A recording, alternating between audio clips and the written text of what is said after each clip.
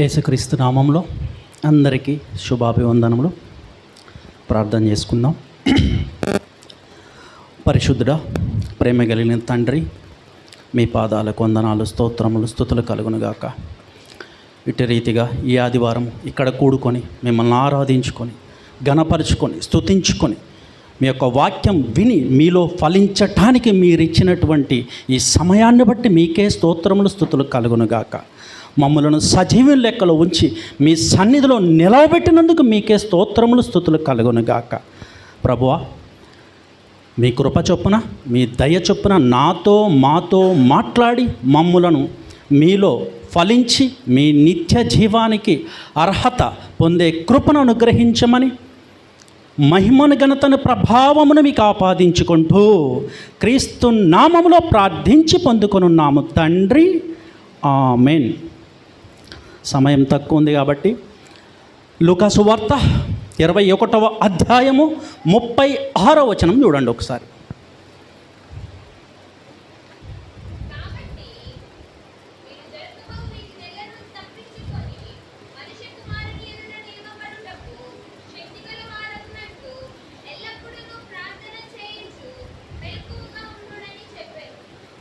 దేవునికి మహిమ కలుగునుగాక. కాబట్టి జరగబోవు వీటినెల్లను తప్పించుకొని మనమట యేసుక్రీస్తు ప్రభువు ముందు నిలవబడాలంట. అలా నిలవబడాలి అంటే మనకేం కావాలి? శక్తి కావాలంట. ఆ శక్తి ఎలా కావాలి? ప్రార్థన ద్వారా కావాలంట. అదే చెప్తున్నాడు ఇక్కడ. జరగబోవు వీటినెల్లను అంటే యేసుక్రీస్తు ప్రభువారు మధ్యాకాశానికి వచ్చినప్పుడు సంఘం ఎత్తబడుతుంది. సంఘం ఎత్తబడే ముందు, ఎత్తబడిన తర్వాత 7 సంవత్సరాల శ్రమల కాలం ఉంటుంది ఈ భూమి మీద. ఆ 7 సంవత్సరాల్లో 3.5 సంవత్సరాలు శ్రమలైతే మిగతా 3.5 సంవత్సరాలు మహాశ్రమల కాలం. అది అవే జరగబోవు వీటినెల్లను. ఆ శ్రమల కాలంలో సంఘం ఎక్కడుంటుందో తెలుసా? మధ్యాకాశంలో యేసుక్రీస్తు ప్రభుతోటి ఉంటుంది, ఎత్తబడి ఉంటుంది. అదే చెప్తున్నాడు ఇక్కడ ప్రభువు. జరగబోవు వీటినెల్లను తప్పించుకొని యేసుక్రీస్తు ప్రభువు ముందు మనం నిలవబడాలి. ఆయన ముందు నిలవబడాలి అంటే శక్తిని కలిగి ఉండాలి. ఆ శక్తి ఏంటి? బాగా రోజు వ్యాయామం చేసి మటన్ తిని, చికెన్ తిని, చేపలు తిని బాగా దృఢంగా తయారై ఉండాలి మనం. అప్పుడు 2వ రాకడలో ఆయన ముందు ఎత్తబడతాం. అదేనా? అది కాదా? మరేంటి? ఒకసారి నేనేది చెప్పినా బైబిల్లోనే చెప్తా, బైబిల్ బయటికి వెళ్ళా. మత్తయి సువార్త 17వ అధ్యాయం 1 నుంచి 6 చూడండి. సమయం లేదు, ఇటు చూడండి. సంగమ ఇటు చూడండి. 1 నుంచి 6 వచనాల్లో ఏముంటుందంటే, యేసుక్రీస్తు ప్రభువారు పేతురు, యాకోబు, యోహాను ముగ్గురిని తీసుకొని కొండ మీదకి ప్రార్థన చేయడానికి వెళ్తారు. వెళ్ళే ముందు మీరు మెలకువగా ఉండండి, మీరు ప్రార్థన చేస్తూ ఉండండి అని చెప్పి ఆయన వెళ్ళి రూపాంతరం చెందుతారు. దాన్ని రూపాంతరపు కొండ అంటారు, అంతే కదా? ఆయన రూపాంతరం చెందినప్పుడు ఆయన మహిమలో ప్రవేశించారు. ఆ రోజున ఆయన దైవత్వములో ప్రవేశించారు. ఆ రోజున ఆయన మహిమలో, ఆయన దైవత్వములో ఉండగా ఆయన ఎదురుగా ఎవరున్నారంటే మోషే, ఏలియా ఉండి మాట్లాడుతూ ఉన్నారు ప్రభుల వారితో. అప్పటి వరకు యేసుక్రీస్తు ప్రభువుతో ఉన్నటువంటి పేతురు, యాకోబు, యోహాను ముగ్గురు కూడా యేసుక్రీస్తు ఎప్పుడైతే మహిమలోనికి ప్రవేశించారో, దైవత్వంలోనికి ఆయన సంతరించుకున్నారో, ఆ మహిమను చూసి తట్టుకోలేక బొర్లా పడ్డారు. క్లియర్గా ఉంటుంది, నోట్ చేసుకుని ఇంటికెళ్ళి ధ్యానించండి ఆ లేఖనాన్ని. శిష్యులు ముగ్గురు ఏమయ్యారు? బోర్లా పడ్డారంట. ఆ ముగ్గురు ఎవరు? ప్రథమ శిష్యులు. ఆయనతో పాటు తింటూ ఉన్నారు, తాగుతూ ఉన్నారు, ఆయన చేసే అద్భుతాలు చూస్తూ ఉన్నారు. అయినా కూడా యేసుక్రీస్తు ప్రభువారు తన మహిమను సంతరించుకున్నప్పుడు, దైవత్వాన్ని సంతరించుకున్నప్పుడు వారు ముగ్గురు కూడా నిలవలేక బొర్లా పడ్డారు. దీన్ని బట్టి మనం ఏమి నేర్చుకోవాలి? పేతురు, యాకోబు, యోహానే నిలవబడలేకపోయారు ఆ మహిమ ముందు. అంటే అదే మహిమతో రేపొద్దున వస్తున్నాడు.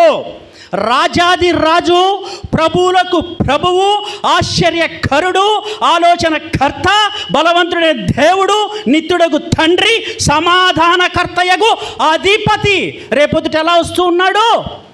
మహిమలో వస్తూ ఉన్నాడు. పరలోకం నుంచి దిగి వస్తూ ఉన్నాడు. మరి ఆ మహిమలో ఉన్నప్పుడు మనం ఆయన ముందు నిలవబడాలంట. నిలవబడాలి అంటే ఏం కలిగి ఉండాలంటే ప్రార్థనా శక్తిని కలిగి ఉండాలి. ఆ లేఖన భాగంలో ఇంకొక విషయం ఉంది. ఎదురు ఎవరున్నారు? పేతురు, యాకోబు, యోహాను పడిపోయి ఉంటే యేసుక్రీస్తు ప్రభు వాళ్ళు ఎదురుగా ఎవరు మాట్లాడుతున్నారు? మోషే, ఏలియా. మరి వాళ్ళెందుకు పడిపోలేదు? వాళ్ళెందుకు నిలవబడి మాట్లాడుతున్నారు? వీళ్ళల్లో లేనిది ఏంటి? వాళ్ళల్లో ఉన్నది ఏంటి? మోషే సినాయి పర్వతం మీద ఏం చేసేవాడు? ప్రార్థన ప్రార్థన ప్రార్థన ప్రార్థన చేస్తూ ఉండేవాడు. ఆ మోషేలో ఉన్నటువంటి ఆ ప్రార్థనా శక్తి యేసుక్రీస్తు ప్రభువు ముందు మోషేను నిలవబెట్టింది, పడిపోలేదు. అది శక్తి అంటే మటను చికెను తిని పెంచే, బాడీలు పెంచే శక్తి కాదు. ఆత్మీయత, ఆత్మ పూర్ణత అంటారు దాన్ని. అది దేనివల్ల వస్తుంది? ప్రార్థన ద్వారా ఆ శక్తి వస్తుంది. పరిశుద్ధాత్మ నింపుదల ద్వారా శక్తి వస్తుంది. అప్పుడు మాత్రమే మనము ఆ రాకడలో యేసుక్రీస్తు ప్రభు ముందు నిలవబడగలిగే శక్తిని పొందుకొని ఉంటాము. కింద పుట్టినోడు చూడండి, ఏముంది అక్కడ?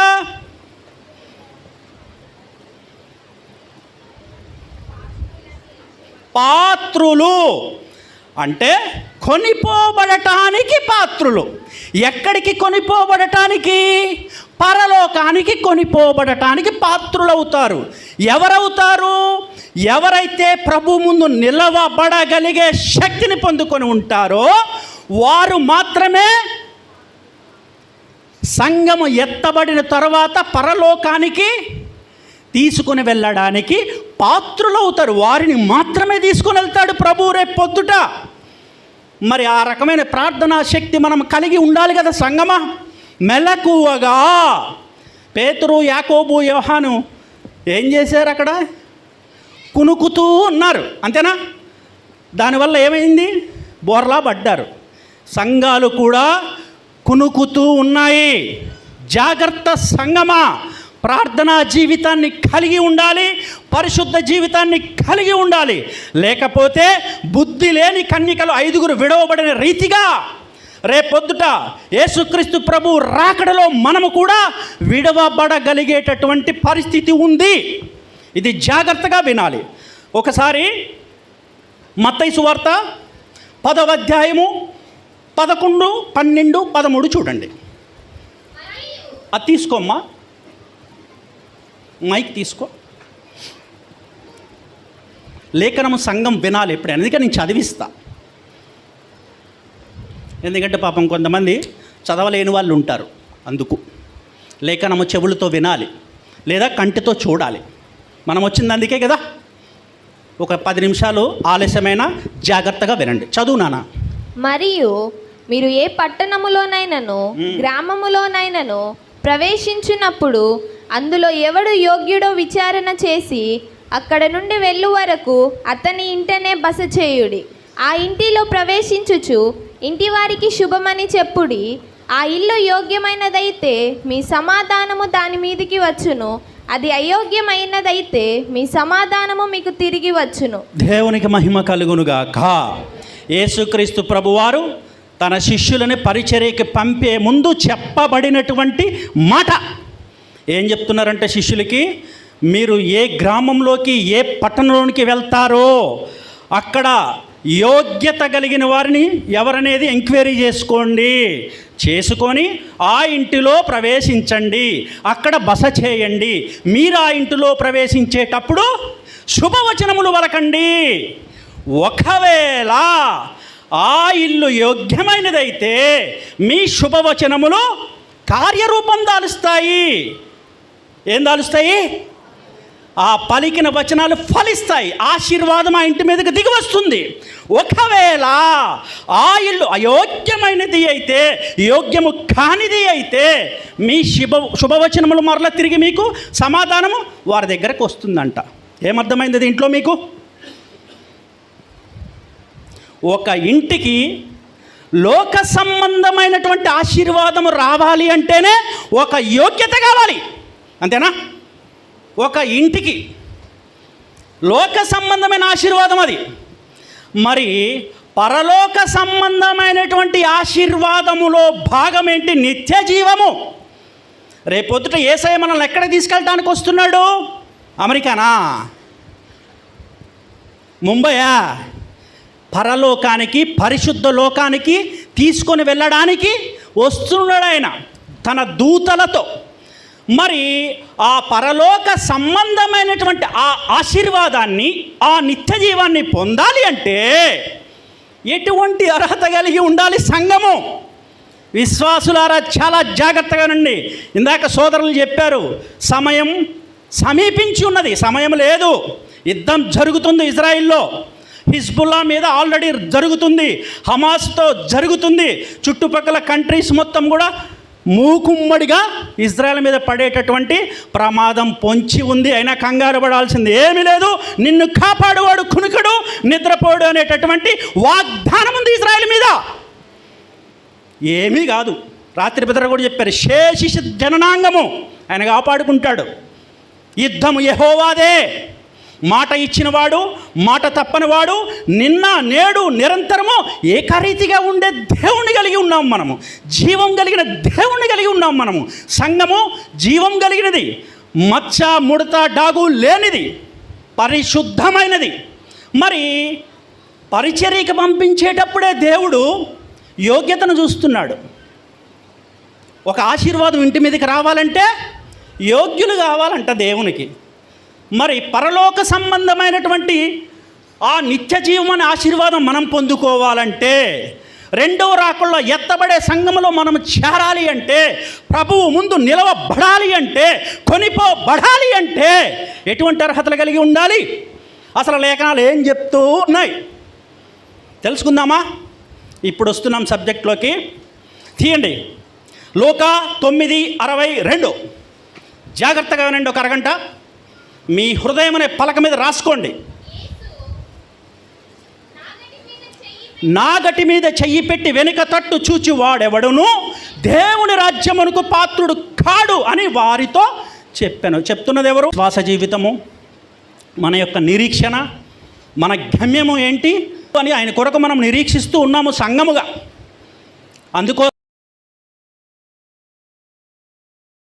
మనము బాప్తిస్మం తీసుకున్నాము. అందుకోసం మనం దేవునికి మహిమ కలుగును గాక. ఇది ఎప్పుడు చెప్పారంటే, క్రీస్తు భార్య, ఆమెకు పేరు కూడా పెట్టలే దేవుడు. లోతు భార్య అని రికార్డ్ అయింది బైబిల్లో. లోతు భార్యని జ్ఞాపకం చేసుకోండి పిల్లలారా అన్నాడు. లోతు భార్యకి దేవుడు ఒక డెస్టినేషన్ ఇచ్చాడు, ఒక గమ్యాన్ని ఇచ్చాడు. సాగిపో అన్నాడు. మరి ఆమె ఏం చేసింది? వెనుక తట్టు తిరిగి చూసింది.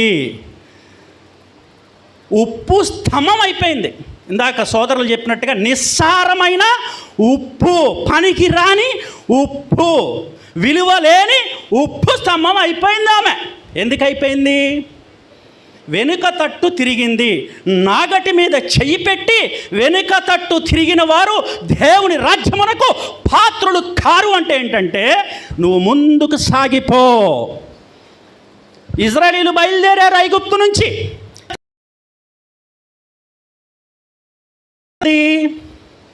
చిన్న కష్టం వచ్చినా, చిన్న శ్రమ వచ్చినా, చిన్న బేరాయి, కానీ వారి హృదయాలు, వారి మనసు మాత్రము ఐగుప్తులోనే భద్రంగా పెట్టుకున్నారు. అందుకే ఎంతమంది చేరారు? 25 లక్షల మందికి బయలుదేరి 25 లక్షలు నాగటి మీద చెయ్యి పెట్టి వెనుక తట్టు తిరిగిన వారు రాజ్యానికి పాత్రులు కారు. అంటే అర్థమైంది ఇప్పుడు సంగమం? ఇంకా చెప్పనా? అర్థమైందా? శరీరాలు ఎక్కడున్నాయి? హృదయాలు, మనసు ఎక్కడుంది? ఇజ్రాయేలు తేనెలు ప్రవహించే కానానులోనికి చేరలేకపోయారు. కారణం ఏంటి అంటే, వారి హృదయాలు దేవుని తట్టు తిరగలేదు. వారి హృదయంలో దేవుడు లేడు. ఐగుప్తునే పెట్టుకున్నారు. రాహేలు బయలుదేరింది. బెత్లెహేముకు బయలుదేరుతూ ఏం పెట్టుకుని బయలుదేరింది? ఒక విగ్రహాన్ని, లాబాను విగ్రహాన్ని దగ్గర పెట్టుకుని బయలుదేరి ఒక పెట్టెలో పెట్టి పెట్టె మీద కూర్చుంది. దేవుడు పంపాడు లాబాన్ని, నాకు అసహ్యమైనది, నాకు విరోధమైనది నీ దగ్గర ఉంది నా కుమారి, దాన్ని తీసేయని చెప్పి లాబాను పంపాడు దేవుడు. పంపించింది దేవుడే. లాబాను వెళ్ళి అడుగుతూ అంటుంది, అయ్యా నాకు ఆరోగ్యం బాగోలేదయ్యా, నేను నెలసరిలో ఉన్నానయ్యా అని చెప్పి పెట్టె మీద కూర్చుంది. పెట్టెలోనే ఉంది, విగ్రహాన్ని దాచిపెట్టింది. జీవం కలిగిన దేవుణ్ణి సేవించేటటువంటి యాకోబు భార్యకి విగ్రహంతో పని ఏంటి విగ్రహంతో పని? నువ్వెక్కడ చేయి పెట్టావు? నాగటి మీద చేయి పెట్టి బెత్లెహేముకు బయలుదేరావు. నువ్వు మధ్యలో ఏం చేస్తున్నావు? విగ్రహాన్ని తోడుపెట్టుకొని బయలుదేరావు. ఆ విగ్రహము దేవునికి అసహ్యమైనదా, దేవునికి ఇష్టమైనదా? అది ఇప్పుడు సంఘాల పరిస్థితి. అందరూ కాదు, కొంతమంది. ఎందుకంటే దేవుడు సరి చేసుకోమని ఇవాళ మీకు ఈ సమాచారాన్ని ఇస్తూ ఉన్నాడు. ఎందుకంటే రాకడ దినాలు సమీపించున్నాయి. సంగమా జాగ్రత్త. నిలకడగా ఎలా ఉండాలి? మెలకువగా ఉండాలి. మెలకువగా అంటే రాత్రిపూట నిద్రపోకుండా అని అర్థం కాదు. నిద్రపోవాలి, ఈ శరీరం నిద్రపోవాలి. అది కాదు, శరీర సంబంధమైన నిద్ర కాదు, ఆత్మ సంబంధమైనది. దేవునికి మహిమ కలుగును గాక. అర్థమైందా? అలా ఓ రాత్రంతా ప్రార్థన చేసేమని అర్థం కాదు, రాత్రంతా ధ్యానం చేసేమని అర్థం కాదు. శరీరానికి రెస్ట్ ఇవ్వండి, కానీ మీ ఆత్మ ఎలా ఉండాలి? మెలకువగా ఉండాలి. నిద్రలో లేపిన ఎలా ఉండాలి? ప్రభువును స్తుతించే ఆత్మను కలిగి ఉండాలి. అగిప్తీలు శ్రమ రాగానే ఎవరిని గుర్తు చేసుకుంటున్నారు?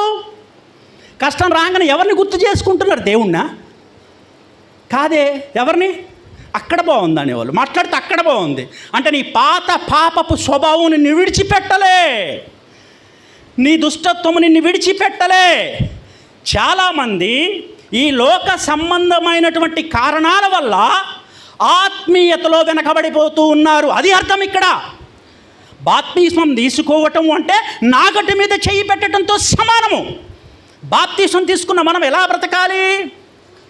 దేవుని వాక్యానుసారంగా బ్రతకాలి, దేవుని చిత్తానుసారంగా బ్రతకాలి, దేవుని కట్టడలను దేవుని విధులను గైకొనుచూ బ్రతకాలి, లోకములో నుంచి ప్రత్యేకించబడిన జననాంగంగా బ్రతకాలి.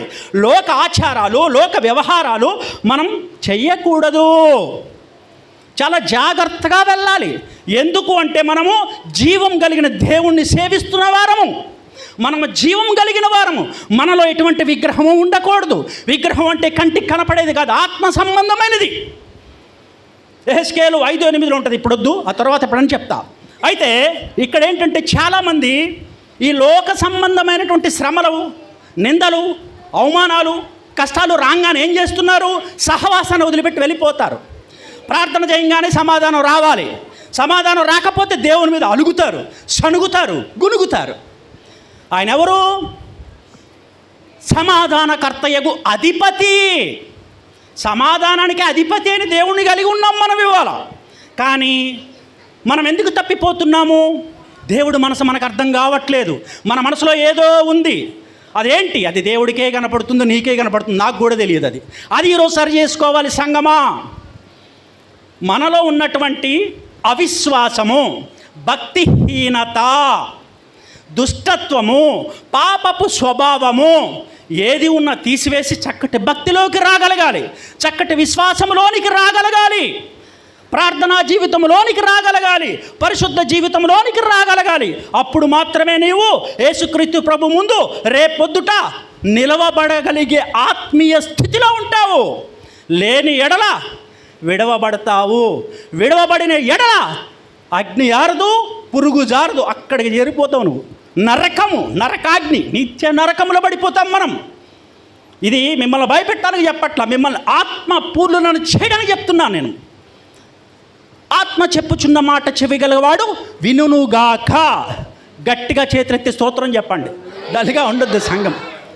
ఒకసారి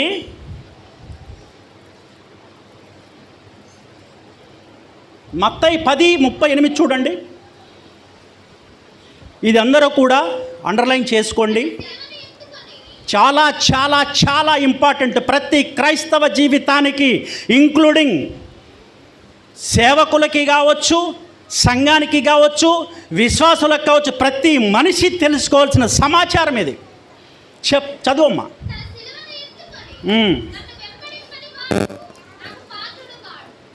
దేవునికి స్తోత్రం. ప్రతి క్రైస్తవుడికి బేస్ ఇదే, పునాది. నువ్వెంత భక్తి జీవితం చేస్తున్నావు, నువ్వు ఎంత విశ్వాసివి, నువ్వెన్ని కానుకలు ఇస్తున్నావు, నువ్వెన్ని దశంభాగాలు ఇస్తున్నావు, నువ్వెన్ని పాటలు పాడుతున్నావు, ఇవన్నీ కూడా భక్తిలో భాగం. ఇదేంటి? ఇప్పుడు మీరు చదివిన లేఖనము, తన సిలువెత్తుకొని నన్ను వెంబడింపని వాడు నాకు పాత్రుడు కాడు. ఎవడైనా నన్ను వెంబడింపగోరిని ఎడల తనను తాను ఉపేక్షించుకొని తన సిలువెత్తుకొని నన్ను వెంబడింపవలెను అన్నాడు దేవుడు. సిలువ అంటే ఏంటి? మన చర్చిల దగ్గర, కూటాల దగ్గర, సభల దగ్గర 5 రూపాయలకి 10 రూపాయలకి దొరుకుతూ ఉంటాయి సిలువలు. అవే బంగారంతో వెండితో మెల్ల వేసుకొని తిరుగుతూ ఉంటారు. అవే లేదా కార్ల మీద, బైకుల మీద, బస్సుల మీద సిలువలు, స్టిక్కరింగ్లు, రేడియం స్టిక్కర్లు వేసుకొని తిరుగుతూ ఉంటారు. అదే సిలువ అంటే ఏంటి? చెక్క, బంగారమా, వెండా? ఏంటి సిలువ అంటే?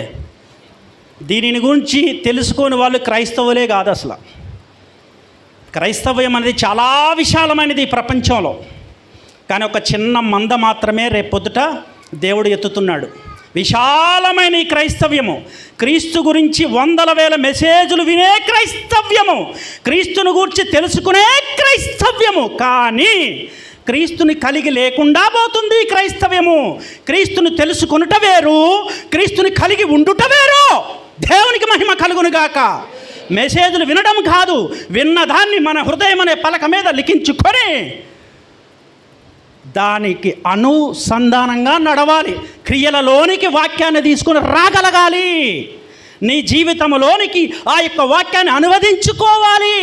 ఒక సంఘ కాపరి కంటే విశ్వాసికి ఎక్కువ నాలెడ్జ్ ఉంటుందో తెలుసా మీకు? మాకంటే ఎక్కువ మీకే తెలుసు సబ్జెక్టు.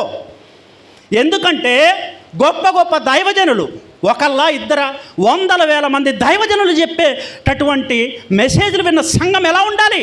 రేపొద్దుట ప్రభువు ముందు నిలవబడగలిగేటటువంటి శక్తిని కలిగి ఉండాలి సంఘము. దేవునికి మహిమ కలుగునుగాక. కానీ బుద్ధిగల కన్యకలు, బుద్ధి లేని కన్యకలు సార్వత్రిక సంఘములో సగం కొట్టివేయబడుతుంది, సగం మాత్రమే ఎత్తబడుతుంది. కారణం ఏమిటి? సార్వత్రిక సంఘము కన్యక అంటే దేవుడు 10 మందిని చూపించాడు. 5గురినే తీసుకుని 5గురిని పొమ్మన్నాడు. మీరెవరో నాకు తెలియదు, అక్రమం చేయువారులారా నా వద్ద నుండి పోండి. అదేంటి ప్రభువా, నీ నామమున దయ్యాలు వెళ్ళగొట్టాం కదా, నీ నామమున అద్భుతాలు చేశాం కదా, నీ నామమున సూచక్రియలు చేశాం కదా, who are you, get out from me అంటున్నాడు సృష్టికర్త. ఎందుకు? దయ్యాలు వెళ్ళగొట్టినంత మాత్రాన పరలోకం వస్తుందా? అద్భుతాలు చేసినంత మాత్రాన పరలోకం వస్తుందా? పేర్లు పెట్టి పిలిచినంత మాత్రాన పరలోకం వస్తుందా? సంగమా, నిన్ను పరిశీలించుకో. ప్రభు ముందు నువ్వు నిలబడాలి, నువ్వు కొనిపోబడాలి, నువ్వు ఎత్తబడాలి, నీ ఆత్మ పరలోకానికి చేరాలి. ఏ ఒక్క ఆత్మ నశించిపోవటం కూడా మన దేవునికి ఇష్టం లేదు. వాక్యము వినటం కాదు, వాక్యాన్ని గైకొనాలి. జాగ్రత్తగా వింటున్నాయి సంఘాలు, కానీ గైకొనేవి తక్కువగా ఉన్నాయి అని లేఖనం చెప్తోంది. దేవుడు అంటున్నాడు, నీతిమంతుడు నేను కనిపెట్టగలనా అన్నాడా? ఇప్పుడు అదే అంటున్నాడు, సిలువ వెత్తుకొని నన్ను వెంబడించాలి. తనను తాను ఉపేక్షించుకొని, మామూలుగా కాదు, తనను తాను ఉపేక్షించుకొని సిలువనెత్తుకొని నడవాలి. సిలువ అంటే గుర్తుపెట్టుకోండి, ఆత్మ అనుభవములో ఉండేది, ఆత్మానుసారమైన అనుభవము. చెప్పండి, ఆత్మానుసారమైన అనుభవమే సిలువ. ఒక దైవికమైన అనుభవమే సిలువ. చెప్పండి, దైవికమైన అనుభవం అది, లోకానుసారమైన అనుభవం కాదు. పరలోక సంబంధమైన అనుభవము, దైవికమైన అనుభవము, అదే సిలువ. కంటికి కనపడే కావయి. చాలామంది ఇక్కడే పడిపోతూ ఉన్నారు. సిలువ మోయడం అంటే చెక్క ముక్కను మోయడం కాదు, మనకి మాదిరి ఉంచి వెళ్ళాడు ప్రభు. తీయండి. పేతురు రాసిన మొదటి పత్రిక 2వ అధ్యాయము 21వ వచనం. కొంచెం స్పీడ్గా వెళ్తాను, సమయము తక్కువగా ఉంది, రీచ్ అవ్వండి.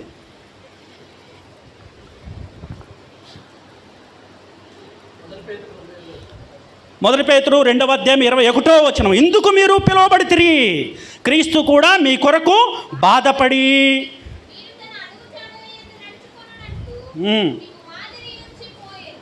ఏముంచాడంట?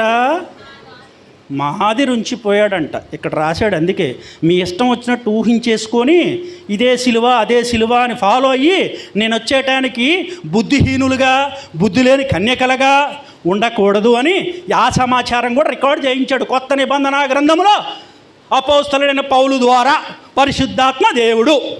ఏం చెప్తున్నాడు అక్కడ? మళ్ళీ చదవండి. చాలా ఇంపార్టెంట్ సంగమా ఇది మీకే. క్రీస్తు కూడా తన అడుగు జాడల యందు, అదే సిలువ, మాదిరి. ఇప్పుడు సిలువనెత్తుకొని నడవాలి అనేవాళ్ళు ఎలా నడవాలి? ఎలా పడితే అలా కాదు. ఆయన మాదిరి ఉంచాడు మన ముందు.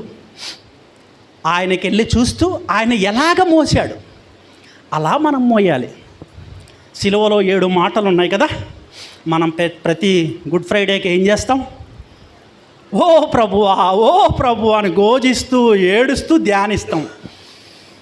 ధ్యానించటము గొప్ప కాదు సంగమా. ఆ మాటలు మనం పలకాలి. ఎవరో? మనం పలకవలసిన 7 మాటలై యేసుక్రీస్తు ప్రభుల వారు వచ్చారు, తన సిలువ తాను ఎత్తుకున్నారు, మోశారు, ఆ సిలువను ఎక్కడా దించకుండా ముగించి వేశారు, అయిపోయింది.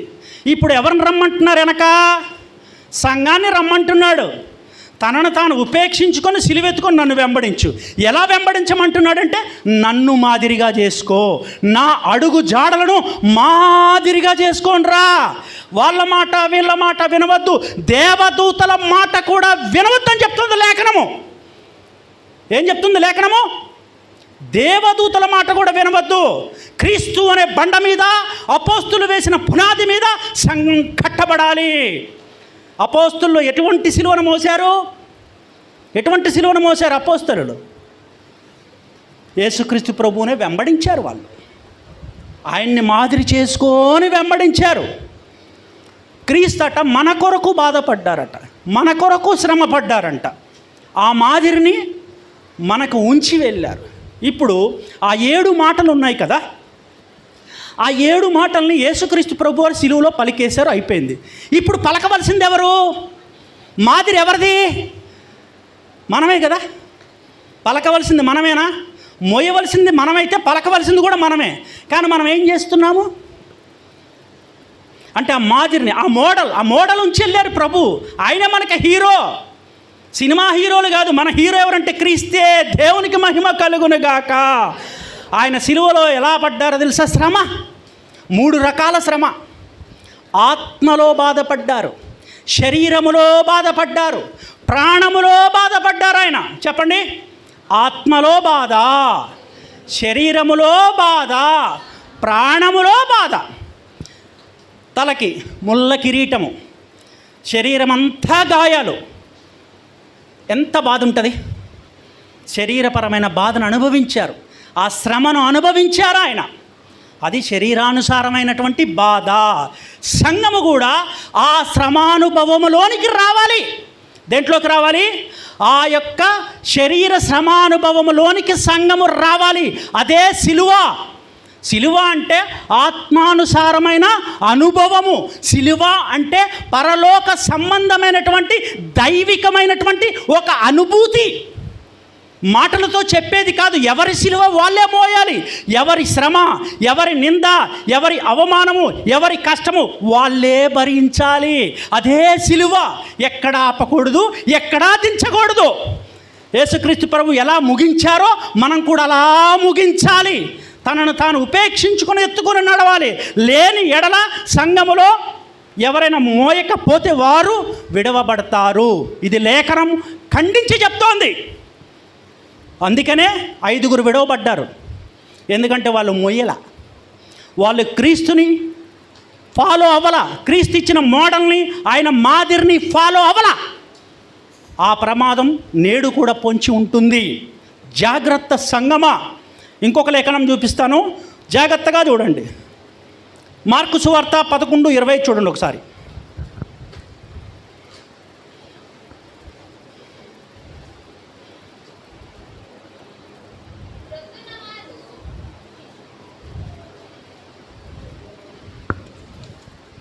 ఏమిలే, అక్కడ ఏముంటుందంటే, మీరు నిలవబడి ప్రార్థన చేయనప్పుడెల్లా కూడా క్షమించండి అని ఉంటుంది.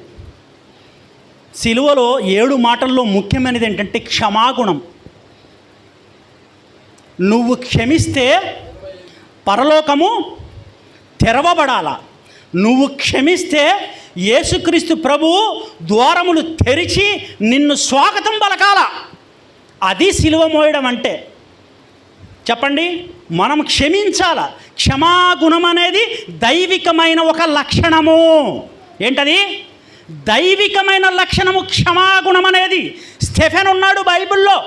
స్టెఫెను సంఘము ఎత్తబడటానికి అందులో ఆయన పాత్రుడు.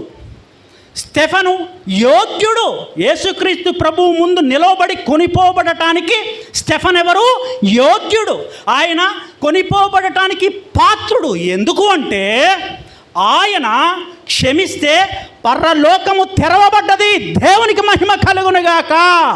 సాక్షాత్తు యేసుక్రీస్తు ప్రభుల వారు తండ్రి కుడి పార్శ్వమున కూర్చున్నటువంటి యేసుక్రీస్తు ప్రభుల వారు లెగిచి దిగ్గున నిలబడ్డాడండి. స్టెఫెన్ చనిపోతుంటే చూస్తూ ఉన్నాడు, బ్రతికే ప్రాణం పోయే ముందు చూస్తున్నాడు. పరలోకం తెరవబడుటయో, తండ్రి కుడి పార్శ్వమున యేసుక్రీస్తు ప్రభు కూర్చొనుండుటయో స్టెఫెన్ చూస్తూ ఉన్నాడు. బతికుండంగానే పరలోకాన్ని చూసిన వ్యక్తి స్టెఫెను. అంతటి ధన్యతను ఎందుకు ఇచ్చాడు దేవుడు? సంగమా, ఎంతసేపు ఆశీర్వాదాలు, స్వస్థతలు వెనక పరిగెట్టద్దు. అవి ఉన్నాయి, అవి మనకు కావాలి, దానికి నేను విరుద్ధం కాదు. కానీ ఇవి కూడా కలిగి ఉండాలి. సంపూర్ణతలోనికి రావాలి సంఘము, పరిపూర్ణతలోనికి రావాలి సంఘము. అప్పుడే ఎత్తబడుతుంది. అప్పుడే మనం ఆయన ముందు నిలవబడగలిగే శక్తిని కలిగి ఉంటాము. స్టెఫెను అక్కడ క్షమిస్తే ఆ క్షమాపణను బట్టి దేవుడు పరలోకపు వాకిళ్ళు తెరిచి కూర్చున్న యేసయ్య, సృష్టికర్త అయిన దేవుడు నిలవబడ్డాడండి. బలా మంచి దాసుడా, కమాన్, స్వాగతం పలికాడు. ఎక్కడికి? పరలోకానికి. అంటే ఆ క్షమాగుణం ఎటువంటిదంటే దైవికమైనటువంటి గుణం, అది దైవికమైనటువంటి లక్షణం. అది ఎవరిని నిందించవద్దు, ఎవరిని అవమానించవద్దు, ఎవరిని దూషించవద్దు, ఎవరిని తక్కువ చేయవద్దు. నువ్వు అనుభవించు. అదే సిలువ. ఎవరిని నిన్ను శ్రమ పెడుతున్నారా, నిన్ను బాధ పెడుతున్నారా, నిన్ను హింసిస్తున్నారా, నిన్ను అవమానిస్తున్నారా, వారికి వెళ్ళి చూడొద్దు. అదే సిలువ. నీ శ్రమను, నీ నిందను, నీ అవమానాన్ని, నీ కష్టాన్ని చక్కగా ఎత్తుకో, భుజం మీద వేసుకో. That is called cross. దేవునికి మహిమ కలుగునుగాక. దేవునికి వెళ్ళి చూస్తూ నడువు, వాళ్ళకెళ్ళి చూడొద్దు. ఎందుకంటే అపోస్తుల కార్యాల్లో ఒక మాట ఉంటుంది, వారు తెలియక చేస్తున్నారంట. నీ మీద నిందన మోపేవాడికి తెలియదు, నిన్ను శ్రమ పెట్టేవాడికి తెలియదు, నిన్ను అవమానించేవాడికి తెలియదు రేపు వాడికి ఎటువంటి గట్టి పడుతూ ఉందో, రేపు వాడికి ఎటువంటి శిక్ష పడుతూ ఉందో, రేపు వాడు ఎటువంటి శిక్షకు పాత్రుడవుతాడో నీకు తెలుసు. ఎందుకు అంటే నువ్వు దైవికమైన లక్షణాన్ని కలిగి ఉన్నావు సంగమా. దేవుని ఆత్మ నీలో ఉంది సంగమా. దేవుని వాక్యం నీలో ఉంది సంగమా. అటువంటి నువ్వేం చేయాలి? శత్రుత్వం పెంచుకుంటావా? అది సిలువ కాదు, అది దురాత్మ, అది దైవికమైన లక్షణము కాదు, అది ఆత్మానుసారమైన జీవితము కాదు, అది వాక్యానుసారమైన జీవితము కాదు, దేవునికి విరోధమైన జీవితం అది. నువ్వు సిలువను దించినట్లే. నీ శ్రమను నువ్వు మోయట్లేదా? సిలువను దించినట్లే. నీ అవమానాన్ని నువ్వు మోయట్లేదా? నువ్వు సిలువను దించినట్లే. నీ నిందను నువ్వు మోయట్లేదా? నువ్వు సిలువను దించినట్లే. నాగటి మీద చెయ్యి పట్టి వెనుక తట్టు తిరగరాదు. తనను తాను ఉపేక్షించుకొని సిలువెత్తుకొని కడ వరకు నడవాలి. సంగమా, నడుస్తావా? చేతులు ఎత్తండి, నడుస్తావు అనే వాళ్ళు ఎంత ఆలోచిస్తున్నారు. అంటే ఎత్తరా సిలువ? సిలువెత్తకపోతే పరలోకం లేదు మీకు ఎవరికి. ఇది నేను చెప్పే మాట కాదు, లేఖనము ఖండించి చెప్తోంది.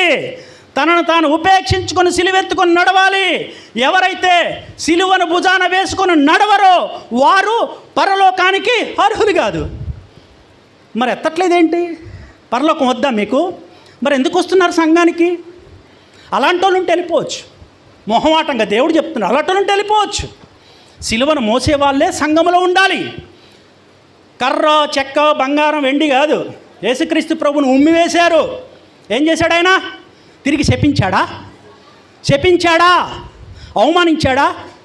కొట్టాడా? తిట్టాడా? బట్టలు చింపి వస్త్రహీనుడుగా చేశారు. ఒక ప్రవక్త, ఆయన మానవ రూపంలో ఉన్నాడు, సరే దేవుడు అనే విషయం పక్కన పెడదాం. ఒక ప్రవక్త, ఒక బోధకుడు, అప్పటికే సంఘములో ఆయనకంటూ గౌరవము, అభిమానము ఉంది. ఆయన కొన్ని వందల వేల మంది ఆయన వెంబడిస్తూ ఉన్నారు. అటువంటి వ్యక్తిని పట్టుకొని ఏం చేశారు యూదులు? రోమా సైనికులు ఏం చేశారు? బట్టలు గుంజేశారు, ఆయన్ని వస్త్రహీనుణ్ణి చేశారు. ముసుగు వేసి పిడిగుద్దులు గుద్ది ముసుగు తీసి ఇప్పుడు ప్రవచించు, నిన్నెవరు కొట్టారో. ఏంటి మరి సిలువ అంటే? ఏమనుకుంటున్నారు? అంత ఆషామాషి అనుకుంటున్నారు. క్రైస్తవ్యం అంటే పరలోకం అంత ఈజీగా రాదు. అర్హత కలగాలి, పాత్రులం అవ్వాలి, ఆ పాత్రలో మనం ఉండాలి, లేకపోతే విడవబడతాం. ఇది స్టాండర్డ్, మూల పునాది క్రైస్తవ్యానికి. ఈ పునాది మీద తప్ప ఇంకే పునాది మీద నిలవబడ్డా అది కూలిపోతుంది. గాలొస్తే కూలిపోతుంది, వరదొస్తే కూలిపోతుంది. అటువంటి పునాది మనకి లేదు. మనం ఏం పునాది మీద ఉన్నాము? అపోస్తలులు ఎలా చనిపోయారు? పేతురుని సిలువేశారు. ఇది నాకు యోగ్యమైనది కాదు కానీ తల కిందకు పెట్టండి అన్నాడు. ఇది క్రీస్తు నా ప్రభువుకి వేశారు. ఇలాగా మీరు నన్ను ఇలా వేయొద్దు, నా తల కిందకు పెట్టి కాళ్ళు పైకి వేయమన్నాడు. నేను పాత్రుని కాదన్నాడు, నేను యోగుణ్ణి కాదు అన్నాడు. ఉండి ఆ సిలువేసే టైంలో కూడా సువార్త చెప్తున్నాడు. సిలువ మీద ఎంతమంది మారారో తెలుసు అప్పుడు కూడా. అది సిలువ. దేవునికి మహిమ కలుగును గాక. మరిగే నూనెలో వేశారు యోహాను భక్తుడిని. దేవుడు కాపాడాడు. ఎందుకంటే ప్రకటన గ్రంథం రాయాల్సిన యోహాను భక్తుడే. ఒక ఉన్నతమైన శ్రమానుభవంలోనికి తీసుకెళ్ళి పద్మాసు దీపంలో పెట్టి ఒక ఉన్నతమైన ప్రత్యక్షతనిచ్చి పరలోకంలో కూర్చోబెట్టి ప్రకటన గ్రంథాన్ని రాయించాడు ఒక మనిషితో. దేవునికి మహిమ కలుగును గాక. సిలువ మోసాడు యోహాను, అందుకే అర్హత పొందాడు. బతికుండంగానే పరలోకంలో కూర్చొని ప్రభు మాట్లాడుతుంటే ప్రభు స్వరాన్ని వింటూ ప్రకటన గ్రంథం రాశాడండి ఆయన. పాత నిబంధన గ్రంథంలో ఎవరికన్నా ఇటువంటి ధన్యత ఉందా? సంఘానికే ఇచ్చాడు దేవుడు. కానీ సంఘాలు మూలుగుతూ ఉన్నాయి, సంఘాలు నిద్రపోతూ ఉన్నాయి. లే సంఘమా, మెలకువగా ఉండమన్నాడు సంఘాన్ని. మెలకువగా అంటే శరీరానుసారమైనటువంటి మెలకువ కాదు, ఆత్మానుసారమైనటువంటి మెలకువ. ఆత్మ సంబంధమైనటువంటి దైవికమైనటువంటి లక్షణములతో నింపబడి ఉండుటమే సిలువా. ఇప్పుడు గుర్తుపెట్టుకోండి, ఒక ఇద్దరు మనుషులను చూపిస్తా. పెద్ద సబ్జెక్టు కానీ చాలా కుదించి చెప్తున్నా. ఏసేపుని తీసుకుందాం మనం. ఏసేపు 17 సంవత్సరాలు సిలువ మోసాడు. ఎన్ని సంవత్సరాలు? సొంత తండ్రి, సొంత అన్నలు ఒక సిలువ తయారు చేసి ఏసేపు మీద పెట్టారు. నిందలు, అవమానాలు, శ్రమలు, కష్టాలు. ఏ తప్పు చేయలే. ఏసేపులో తప్పు ఉందా? కానీ ఎంత శ్రమ పడ్డాడు. ఆకలి, దప్పులు, నిందలు, అవమానాలు. ఒక దగ్గర పనిలో పెట్టారు, అమ్మేశారు బానిసగా. అన్నలే, సొంత అన్నలు సిలువను పెట్టారు. సిలువ అంటే అదే. నీ కుటుంబంలో నా కుటుంబం కూడా సిలువను కట్టేవాళ్ళు ఉన్నారు. కట్టించుకో, మోయి, అది నీకు ఆశీర్వాదము. సిలువను మోయిట నీకు ఆశీర్వాదము. అది చూస్తున్నాడు దేవుడు. ఆ దైవికమైన లక్షణాన్ని నువ్వు కలిగి ఉన్నావా లేదా? ఆ ఆత్మానుసారమైన గుణాన్ని నువ్వు కలిగి ఉన్నావా లేదా? నువ్వు మొయ్యి. అదే చెప్తున్నాడు. నన్ను వెంబడించాలంటే సిలువ మయమంటున్నాడు. సిలువ అంటే చెక్క కాదు, సిలువ అంటే బంగారం వెండి కాదు, సిలువ అంటే బండ్లకు వేసుకునే స్టిక్కర్లు కాదు, సిలువ అంటే ఇళ్లలో పెట్టుకునేటటువంటి ఆ యొక్క వెండి చెక్క ముక్కలతో చేసే కావు. చెప్పాను కదా, ఆత్మ అనుసారమైన శ్రమానుభవము, దైవానుసారమైన దైవిక లక్షణమే సిలువ. మాదిరి యేసుక్రీస్తు ప్రభువును మనం ఫాలో అవ్వాలి. ఆ మాదిరి ఏంటంటే ఆయన మోసాడు. 7 రకాల అనుభవాలను ఇచ్చాడు మనకి ప్రభు. స్టెఫెను క్షమాగుణాన్ని కలిగి ఉన్నాడు. మొట్టమొదటి మాట ఏంటి సిలువలో? క్షమాపణ. ఆ దైవికమైన లక్షణాన్ని స్టెఫెన్ కలిగి ఉన్నాడు. కాబట్టి చక్కగా యేసుక్రీస్తు ప్రభువారు పరలోకపు ద్వారాలు తెరిచి స్వాగతించాడు స్టెఫెన్ని. బతికి ఉండగానే పరలోకాన్ని చూసిన గొప్ప విశ్వాస వీరుడు స్టెఫెను. బతికి ఉండగానే పరలోకంలో కూర్చొని ప్రకటన గ్రంథము రాయటానికి అవసరమైన ఆత్మీయ స్థితిని, ఆత్మ పూర్ణతని పొందుకున్నవాడే భక్తుడైనటువంటి యోహాను గారు. నీకు నాకు ఇవ్వడాది ఆ ప్రత్యక్షత మనకి ఇవ్వడా దేవుడు? ఇవ్వడా? మొయ్యాలి. సిలువను మోయకపోతే పరలోకం లేదు సంగమా. మొయ్యాలి. నిందొచ్చిందా? మొయ్యి. అవమానం వచ్చిందా? మొయ్యి. శ్రమ వచ్చిందా? మొయ్యి. మోస్తూ ఉండే క్రమంలో నువ్వు ఏం చేయాలంటే క్షమించాలి. వారికి వెళ్ళి చూడొద్దు. ఎందుకంటే వారికి తెలియక చేస్తున్నారనే సంగతి నీకు తెలుసు, వాళ్ళకి తెలియదు. నీకు తెలుసు కదా. అందుకే వారిని క్షమించి దాన్ని మోయి. ముగింపు వరకు, అంతము వరకు మోయి. లోతు బారి వెనక్కి తిరిగినట్టుగా తిరిగితే ఉప్పు స్తంభం అయిపోతావు, నిస్సారం అయిపోతావు, పనికి రాకుండా పాతాళానికి దిగిపోతావు. ఇశ్రాయేలీలు బయలుదేరి కనానుకు చేరుకోలేకపోయినట్లుగా నువ్వు నేను కూడా ఏమైపోతాము? పతనమైపోతాము. ఆశీర్వాదాలు వెనక పరిగెట్టండి, స్వస్థత వెనక పరిగెట్టండి, కానీ సిలువను వేసుకొని పరిగెట్టండి సంగమా. దేవునికి మహిమ కలుగునుగాక.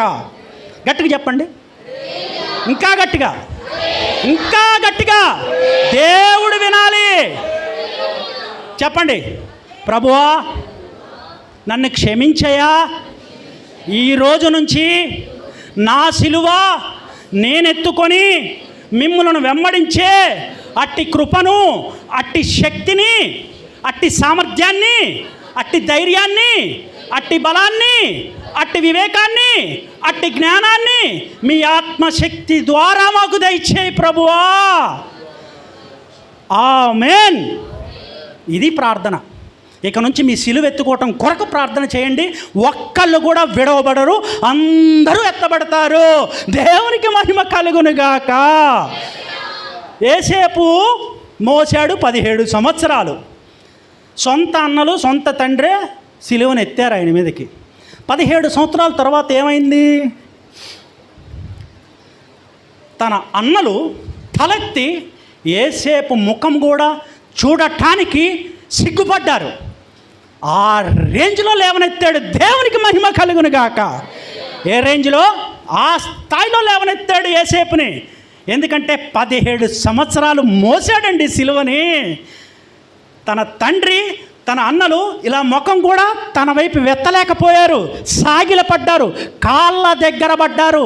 ఎవరైతే యేసేపు మీద సిలువను మోపారో, ఎవరైతే శ్రమలకు కారణమయ్యారో, ఎవరైతే నిందలకు కారణమయ్యారో, ఎవరైతే అవమానాలకు కారణమయ్యారో, ఎవరైతే కష్టాలకు కారణమయ్యారో, వాళ్ళందరూ కూడా అదే యేసేపు పాదాల దగ్గర సాగిలపడ్డారు. ఇదండి సిలువ అంటే. దేవునికి మహిమ కలుగునుగాక. దావీదు మోసాడు. ఇందాక బ్రదర్ చెప్పినట్లుగా దావీదు గొప్ప ఆత్మపూర్ణుడు, గొప్ప దైవికమైనటువంటి లక్షణం ఉన్న దావీదులో చిన్న చితక మనిషి కాదు దావీదు. 40 సంవత్సరాలు మోసాడు సిలువని. ఎన్ని సంవత్సరాలు? 40 సంవత్సరాలు మోసాడండి. అక్కడ అంతే. దేవుడు దావీదును ఎన్నుకొని అభిషేకం చేయమని దైవజనుడిని పంపిస్తే వాళ్ళ తండ్రి అంటాడు, ఇంకొకడు ఉన్నాడులేండి, ఇంకెవరిని ఉన్నారా అంటున్నాడు దైవజనుడు. లెక్కలో కూడా అట్లే కుటుంబం ఉన్నాళ్ళండి, ఒకడు అక్కడ గొర్రెలు కాచుకుంటున్నాడు అడవిలో, అయితే పిలవనంపండి. ఏ కుటుంబం అయితే తీసివేసిందో, ఏ కుటుంబం అయితే కొట్టివేసిందో, ఏ కుటుంబం అయితే నిన్ను అవమానించిందో అదే నీ మీద ఉన్న సిలువ. దేవుడు ఏం చేశాడు? అభిషేకించాడు. 40 సంవత్సరాలు సౌలు చంపట కోసం ఎంబడబడుతూ ఉన్నాడు.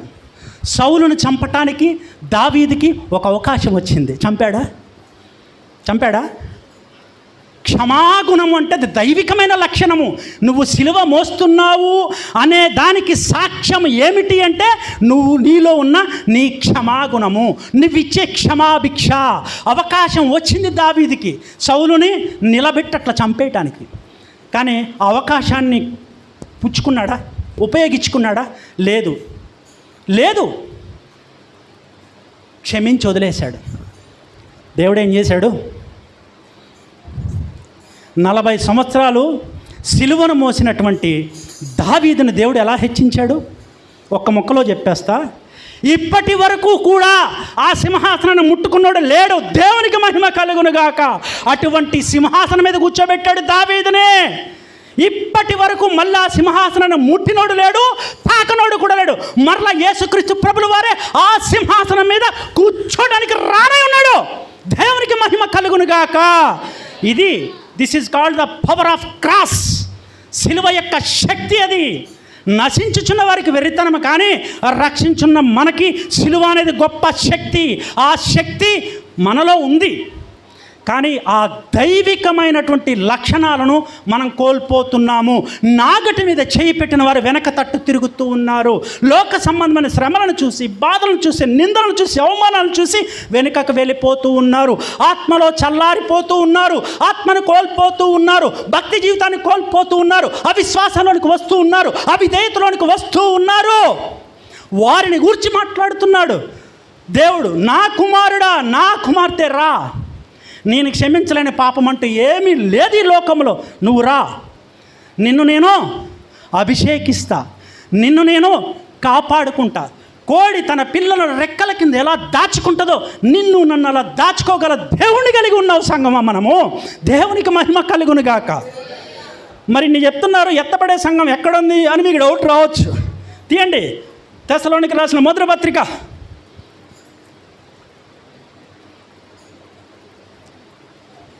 4వ అధ్యాయము 16-17 చూడండి.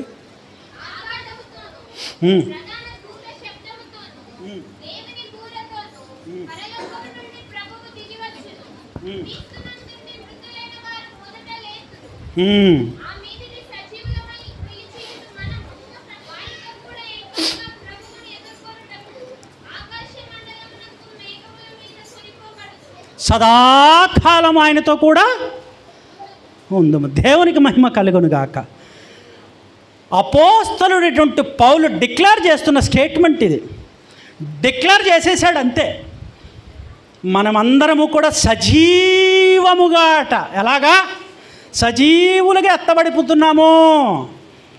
క్రీస్తు వస్తున్నాడు. ఆర్భాటముతో, బూర శబ్దముతో పరలోకము నుంచి దిగి వస్తున్నాడు.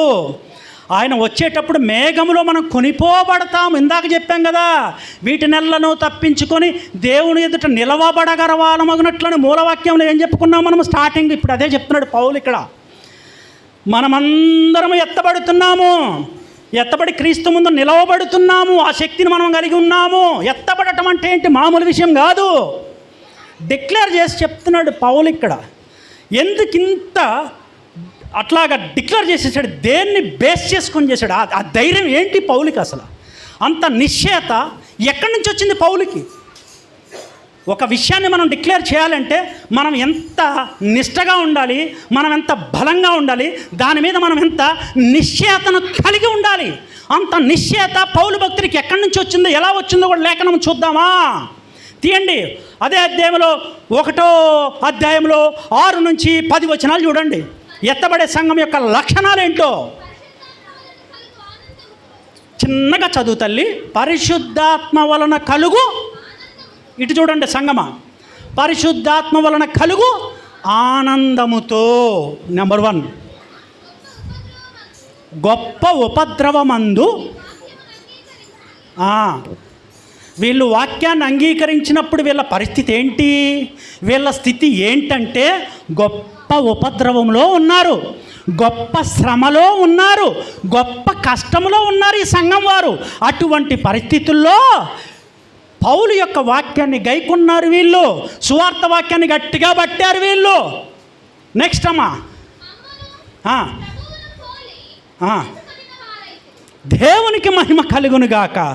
మమ్మును ప్రభువును పోలి నడుచుకుని వారు. మళ్ళీ చదువు, పోలి టిక్ చేసుకోండి. అది ఆ సంఘం ఎవరిని పోలి నడుస్తుంది? దైవజనులను, అపోస్తలులను పోలి నడుస్తుంది. ఇంకొకటి ఏంటి, యేసుక్రీస్తును పోలి నడుస్తుంది. ఈ యొక్క అపోస్తలులు ఎవరిని మాదిరి చేసుకొని నడుస్తున్నారు అంటే దేవుణ్ణి, యేసయ్యని మాదిరిగా చేసుకొని జీవిస్తున్నటువంటి అపోస్తలులను, వారి బోధలను బేస్ చేసుకొని ఈ సంఘం జీవిస్తూ ఉంది. కాబట్టి డిక్లేర్ చేశాడు పౌలు, ఎవరిని పోలి నడిచే సంఘము ఎత్తబడుతుంది రేపొద్దుట. ఇంటర్నెట్ బోధలు విన్నోళ్ళనా, దురాత్మల చేత నింపబడి బోధిస్తూ ఉన్నటువంటి బోధకుల బోధన విన్నవాళ్ళనా, ఎవరి బోధ విన్నవాళ్ళు ఎత్తబడుతున్నారు రేపొద్దుట. అపోస్తలుల బోధ ఎవరిని పోలి నడుస్తుంది ఆ సంఘము? ఎవరిని? ప్రభువును. మొదట ప్రభువును పోలి, ప్రభువును మాదిరిగా చేసుకొని, ప్రభు యొక్క సిలువను ఎత్తుకొని తనను తాను ఉపేక్షించుకొని నడిచే వాళ్ళు ఎవరు అంటే అపోస్తలులు. ఆ అపోస్తలుల బోధలో ఈ సంఘం నడుస్తుంది. కాబట్టి ఈ సంఘం రేపు పొద్దుట సజీవులుగా ఎత్తబడుతున్నారంట. దేవునికి మహిమ కలుగునుగాక. అదే ఎత్తబడే సంఘము అంటే పౌలు డిక్లేర్ చేశాడు, సదాకాలం మనము ఆయనతో కూడా. అయిపోయింది, ఇట్స్ ఓవర్. అంటే అంతటి గొప్ప ఆత్మీయ స్థితిని కలిగి ఉంది ఆ తెస్సలోని సంఘము. ఇంకా కిందకి రా నాన్న. కాబట్టి మాసిదోనియాలోను అఖయాలోను విశ్వాసులందరికీ మాదిరి టిక్ చేసుకోండి. అక్కడ మాదిరి. ఇందాక యేసుక్రీస్తు ప్రభు వారు ఏమన్నాడు? మాదిరి అన్నారు. మరి ఇక్కడ కూడా ఏం కనపడుతుంది? సంఘంలో మాదిరి కనపడుతుంది. అది ఏ మాదిరి? ఏ సంఘం పేరన్న ఉందా అక్కడ? ఇవాళ భూమి మీద ఉన్న సంఘాల పేర్లు ఉన్నాయేమన్నా అక్కడ? అపోస్తలుల బోధలో ఉండి వర్ధిల్లుతున్నటువంటి సంఘాలు, దేవునికి మహిమ కలుగునుగాక. అపోస్తలుల బోధ అండి అది. అపోస్తలుల బోధలో వర్ధిల్లే ఏ సంఘమైనా సరే ఎత్తబడుతుంది. దేవునికి మహిమ కలుగునుగాక. స్వస్థతల కోసం ఉరికినటువంటి సంఘమా? ఉరికారు ఎక్కడన్నా? ఆశీర్వాదాల కోసం ఉరికిన సంఘమా? గొప్ప ఉపద్రవంలో వాక్యాన్ని పట్టుకొని, క్రీస్తును పోలి, క్రీస్తును మాదిరి చేసుకొని, దైవజనులు ఇచ్చిన సందేశాన్ని పట్టుకొని, దైవజనులను పోలి, దైవజనులు మాదిరి చేసుకొని వెళ్తుంది ఆ సంఘము. నెక్స్ట్ చదువు నాన్న. ఎందుకనగా కారణం కూడా చెప్తున్నాడు. ప్రభు ఒక్క 10 నిమిషాలు లేట్ అయినా వింటారు కదమ్మా. మీ వద్ద నుండి, ఎందుకంటే ఆకలి వేస్తుందేమో అని. ఎందుకంటే మంచి ఇది తెలుసుకోవాలి. ఆత్మ పూర్ణత అంటే ఇదే. చదువునానా. మీ వద్ద నుండి అంటే ఆ తెస్సలోనిక సంఘములో ఉన్నటువంటి విశ్వాసుల వద్ద నుండి దేవుని వాక్యము మాసిదోనియాలోను అఖయలోను గన్న గన్న గన్న గన్న గన్న మోగుతూ ఉందంట. దేవునికి మహిమ కలుగునుగాక. అంత ఉపద్రవంలో ఉండి, అంత బాధల్లో ఉండి, అంత కష్టాల్లో ఉండి, అంత నియమ నిబంధనల్లో ఉండి, అంత ఇబ్బందుల్లో ఉండి వాక్యాన్ని వీరు చేతపట్టుకొని విని గ్రహించుకొని వీరు ఫాలో అవుతూ మరికొన్ని ప్రాంతాలకు ఏం చేస్తున్నారు? వీళ్ళు బోధిస్తున్నారండి సువార్తని. మరి ఎత్తబడకుండా ఉంటుందా సంఘము? ఎందుకు ఎత్తబడదు? 100కి 200% ఎత్తబడుతుంది. వాళ్ళ కార్యాలు చూడండి. ఇంకా నా చదువు. అక్కడ మాసిదోనియాలోను అఖయాలో మాత్రమే కాకుండా ప్రతి స్థలమందు, దేవునికి మహిమ కలుగునుగాక. స్తోత్రం చెప్పండి. ప్రతి స్థలమందు ఆ యొక్క సంఘం అంట మాసిదోనియాలో అఖయాలో వాక్యమట మోగుతుందంట. మోగటం అంటే ఏంటి? ఇప్పుడు మనకు మైకులు వచ్చాయి, ఇప్పుడు మనకు ఇంటర్నెట్ వచ్చింది, ఇప్పుడు మనకు డిజిటల్. మరి అప్పుడు ఎట్లా మోగింది? అప్పుడు ఏం లేవు కదా. డౌట్ రాలేదా మీకు? ఎలా మోగింది చెప్పండి? ఇప్పుడు మోగుతున్నాయంటే మనకు డివైజెస్ ఇచ్చాడు. మరి అప్పుడు ఏమున్నాయి? మైకులు ఉన్నాయా? ఇంటర్నెట్ ఉందా? ఇప్పుడు నేను నిలబడి చెప్తుంటే రికార్డ్ అవుతుంది ఇక్కడ, యూట్యూబ్లో అందరూ చూస్తారు. మరి అప్పుడు పౌలు భక్తుడు చెప్పిన సందేశాలు కానీ, ఆ యొక్క పౌలు భక్తుడు ఆ బోధన విన్నటువంటి ఆ యొక్క విశ్వాసులు చెప్పేటటువంటి స్వార్థ వాక్యము కానీ మోగిందంట. ఉందా వాక్యం అక్కడ? మోగింది. మోగటం అంటే ఏంటి? గన్న గన్న ఘనమందంట వాక్యము. గల్లు గల్లు గల్లుమని. ఎలా ఉంది చెప్పండి? మనం మోగిస్తున్నామా? మనం మోగిస్తున్నామా వాక్యం? ఇన్ని డివైజెస్ ఉన్నాయి మనకి, ఇన్ని అవకాశాలు ఉన్నాయి కదా మనకి. ఒక్క ఆత్మను సేకరించామా? ఒక్క మనిషి కన్నా యేసుక్రీస్తు ప్రభువును గూర్చినటువంటి ఆ యొక్క సువార్తను ప్రకటించి ఒక్క ఆత్మనన్నా మనం కాపాడామా? వాళ్ళు ఏం చేస్తున్నారు అక్కడ? సిలువ మోయటం అంటే ఏంటి? సిలువలో మూడో వచనం ఏంటి? మూడో మాట ఏంటి చెప్పండి సిలువలో? ఇదిగో నీ తల్లి, ఇదిగో ఆదరణ, విరిగి నలిగిన హృదయాలను కట్టేటటువంటి ఆదరణ, చెదిరిపోయిన కుటుంబాలను కట్టేటటువంటి ఆదరణ, చీకటిలోనికి వెళ్ళిన వారిని వెలుగులోనికి తీసుకొని వచ్చేటటువంటి ప్రేమను కలిగిన ఆదరణ. అక్కడ చెప్తూ ఉన్నాడు ప్రభు. ఆయనకి తెలిసి నేను వెళ్ళిపోతున్నాను. తల్లిని ఒంటరికి వదులుతున్నాడా? ఇదిగో నీ కుమారుడు అన్నాడు, తోడు ఆదరిస్తున్నాడు. అక్కడ ఇదిగో నీ తల్లి అంటే తల్లికి ఒక కుమారుడిని ఇచ్చాడు, కుమారుడికి ఒక తల్లినిచ్చాడు, ఆదరిస్తున్నాడు. అటువంటి పరిస్థితుల్లో అంటే సిలువను మోస్తూ కూడా ఆదరిస్తున్నాడు, సిలువను మోస్తూ కూడా కుటుంబాలను కడుతున్నాడు, విరిగిన హృదయాలను చూస్తూ ఉన్నాడు. ఆయన బాధను అనుభవిస్తున్నాడా లేకపోతే అవతల వాళ్ళ బాధను చూస్తున్నాడా? నువ్వు సిలువ మోస్తున్నావు అనడానికి సాదృశ్యం ఏంటంటే అయ్యో అమ్మో కిర్రో మొర్రో అంటాం కాదు. అయ్యో ప్రభువా నా గురించి సిలువ మోసావా, అంత మోసావా, ఇంత మోసావా అని ఏడవడం కాదు. నువ్వు మొయ్, ఆయన మోసాడు, అయిపోయింది. నీకు భాగం ఇచ్చాడు, నీ శరీరం కూడా సిలువను పంచుకోవాలి, నీ భాగం నీకు అప్పచెప్పాడు. అందుకే అంటున్నాడు రాన వెనక ఎత్తుకొని. అలా వచ్చినవాడు పాత్రుడు. దేనికి? ఎత్తబడటానికి. దేనికి? పరలోకంలో నిత్య జీవంలో ప్రవేశించటానికి పాత్రుడు. ఇంకా చదువు నాన్న, నెక్స్ట్.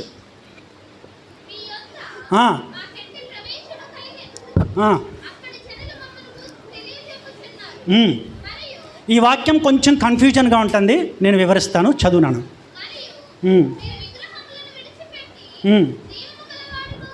విగ్రహములను విడిచిపెట్టి జీవము గలవాడను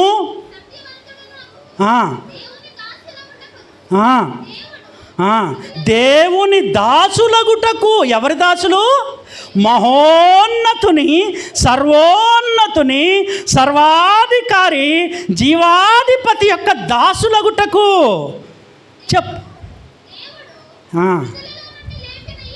మృతులలో నుండి లేపిన యేసును అనగా రాబోవు ఉగ్రత నుండి, పాతాళంలో పడిపోయేటటువంటి ప్రమాదం ఉంది. ఒకసారి సత్యమును గూర్చి అనుభవ జ్ఞానం పొందిన తర్వాత తిరిగి బుద్ధిపూర్వకంగా తప్పు చేసిన ఎడల ఇక నీకు అగ్నియే. అంతేనా? సత్యమును అడ్డగించు మనుషుల యొక్క సమస్త భక్తిహీనత మీదను, దుర్నీతి మీదను దేవుని యొక్క కోపము పరలోకము నుంచి బయలుపరచబడుతూ ఉన్నది. ఎందుకు అంటే రోమా 1:18-19 అవసరం లేదు, నేను చెప్పేస్తా. ఎందుకు అంటే మీకు విశదపరచబడవలసినటువంటి ఆ వాక్యం ఏదైతే ఉందో, ఆ సమాచారం ఏదైతే ఉందో మీకు తేటగా తెలియపరచబడింది. మీకు ఏ విషయం తెలియాలో, మీకు ఏ జ్ఞానము కావాలో, మీకే తెలివి కావాలో అదంతా కూడా దేవుడు మీకు ఇచ్చేశాడు. ఏదైతే మీకు తెలియవలసిన సమాచారం ఉందో, ఏదైతే విశదపరచబడవలసినటువంటి విషయము ఉందో అది మీకు చాలా వివరంగా విశదపరచబడింది. అందుకోసం మీరు మారాలి, మారు మనసు పొందాలి, తనను తాను ఉపేక్షించుకోవాలి, తన సిలువెత్తుకోవాలి, యేసుక్రీస్తును వెంబడించాలి, పరలోకాన్ని చేరాలి. ఇది దేవుని యొక్క చిత్తము, ఇది దేవుని యొక్క సంకల్పమై ఉన్నది. దేవునికి మహిమ కలుగునుగాక. కంటిన్యూ. రాబో ఉగ్రత నుండి